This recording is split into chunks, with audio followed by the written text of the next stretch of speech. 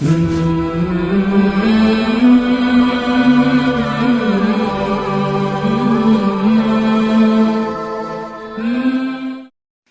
کی عدالت میں اپنے آپ کو کھڑا کر کے سوال کریں کہ ہم مسلمان ہیں اور 5 گانا نماز یہ بنیاد ہے ہماری. کیا بد نصیبی ہے کہ ہمیں 5 گانا سجدے بھی نصیب نہیں ہے.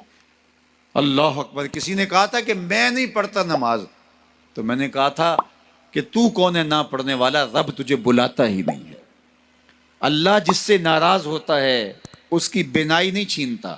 اللہ جس سے ناراض ہوتا ہے اس کی قوت گویائی ختم نہیں کرتا. جس سے ناراض ہوتا ہے چلنے کی سکت ختم نہیں ہوتی. جس سے ناراض ہوتا ہے اس کی شنوائی ماند نہیں پڑتی. اللہ جس سے ناراض ہوتا ہے اس سے ہدایت چھین لیتا ہے، اس سے خیر کی توفیق چھن جاتی ہے اور وہ ظلمتوں میں ڈوب جاتا ہے. مکر، فریب، سازش، جھوٹ، منافقت، بدعملی، بدترین رویے اس کی زندگی ہوتی ہے، اور وہ اس پہ مطمئن ہوتا ہے کہ ٹھیک ہے میں جیسے زندگی گزار رہا ہوں، میں چالاکی سے لوگوں کو بیوقوف بنایا ہوا ہے. یہ اس کی بربادی ہوتی ہے، یہ رب کی ناراضگی کا سبب ہے. آئیے میں اور آپ عمل کے خوگر بنے. زندگی کٹ رہی ہے، لمحہ لمحہ میں اور آپ موت کے قریب ہو رہے ہیں. اس سے قبل کہ سانسوں کی لٹکتی ہوئی یہ ڈوری ٹوٹ جائے اور یہ 6 فٹ کا قدِ رانا مٹی کا تودا بن کے زمین پہ گر جائے، اس سے قبل مجھے اور آپ کو اپنے عمل، اپنے رویے اور اپنے طرز زندگی پر غور کرنا ہوگا. تو آئیے ہم اپنی زندگی کو نور و نکھت اور روشنیوں سے مالا مال کریں.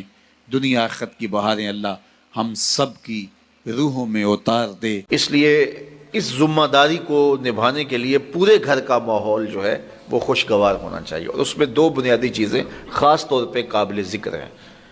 ایک نماز کی وقت پہ ادائیگی، اور دوسرا قرآن مجید کی تسلسل کے ساتھ تلاوت.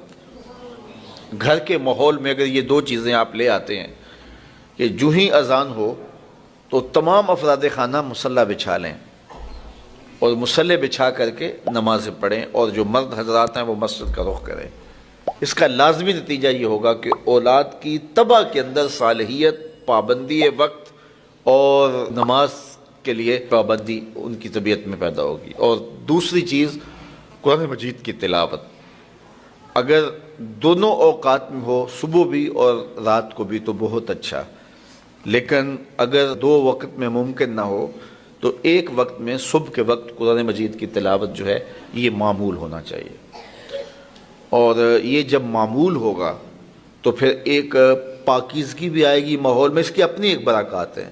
جہاں قرآن مجید کی تلاوت ہوتی ہے وہاں رحمت کے فرشتے اترتے ہیں، اور جس گھر میں رحمت کے فرشتے اترتے ہوں، اللہ اکبر، وہاں کتنی کرم نوازیاں اور کتنی رحمتیں جو ہے وہ لے کر کے ساتھ آتے ہوں گے. جس گھر میں کتا، تصویر اور جنبی یہ 3 ہوں وہاں رحمت کا فرشتہ نہیں آتا. کتا ہو، کسی کو غسل کی حاجت ہو اور اس کے باوجود وہ غسل نہ کرے، جنبی، اور تیسرا جو ہے وہ تصویر. جہاں یہ ہوں میرے حضور نے فرمایا وہاں رحمت کا فرشتہ نہیں آتا. تو بعض گھروں کے اندر قد آدم کے برابر تصویریں لگی ہوئی ہوتی ہیں، تو ظاہر رحمت کا فرشتہ تو وہاں نہیں آئے گا. اور پھر یہ تصویر کسی تقدس مآب ہستی کی ہی کیوں نہ ہو تو پھر بھی اس سے گریز کرنے کا کہا گیا ہے. اور آج ہمارے گھروں کے اندر سکرین کے اوپر جو تصویریں چل رہی ہوتی ہیں اور جو مختلف چینلز کے اوپر چل رہا ہوتا ہے، تو پھر ہم کہتے ہیں کہ پتہ نہیں برکت کہاں اڑ گئی. میاں رحمت کے فرشتے تمہارے گھر میں کبھی آئے نہیں تو پھر برکت کہاں سے آئے گی. پہلے مال تھوڑا ہوتا تھا، پیسے لوگوں کے پاس اتنے نہیں ہوتے تھے. 100 روپے کا منہ کوئی دیکھتا تھا، لوگ پیدل سفر کرتے تھے. میں ایک دیہات کا رہنے والا ہوں، سارے لوگ پیدل شہر میں آتے تھے. لوگوں کے پاس دو سے زیادہ جوڑے نہیں ہوتے تھے. اچھا جوتا کسی کے پاس نہیں ہوتا تھا. شادیوں سے بڑے بھائی کا جوتا، چھوٹے بھائی کا جوتا، ایک دوسرے کے جوتے مانگ کے لوگ لے کے جایا کرتے تھے. سکول کے بچوں کے پاس بہت ساری مائیں تو کچھ کھانے کے لیے دے دیتی تھی کہ یہ دوپہر کو کھا لینا، اور خرچی بھی بڑی معمولی سی ملتی تھی. اور آج ہر بچہ 200-300 روپے کا بیلنس روز جو ہے وہ موبائل پہ خرچ کرتا ہے. موٹر سائیکل کا جو ہے وہ تیل الگ خرچ کرتا ہے، اور جو اس کی جیبیں بھری ہوئی ہوتی ہیں. اور اتنا کچھ ہونے کے باوجود برکت نہیں ہے. برکت جو ہے وہ پیسوں سے نہیں آتی، جب رحمت کے فرشتے آتے ہیں برکتیں لے کے آتے ہیں. اور ہمارے گھروں کے اندر جو کاداور سکرینیں لگی ہوئی ہیں اس سے برکت اڑ گئی ہوئی ہے، اور اس پہ پھر کیا کیا دیکھا جا رہا ہے اور کیا کیا دکھایا جا رہا ہے، تو پورے ملک سے برکت اڑ گئی ہوئی ہے. پیسے کی فراوانی کے باوجود برکت باقی نہیں رہی ہے. کثرت کچھ چیز نہیں ہے، برکت کچھ چیز ہے.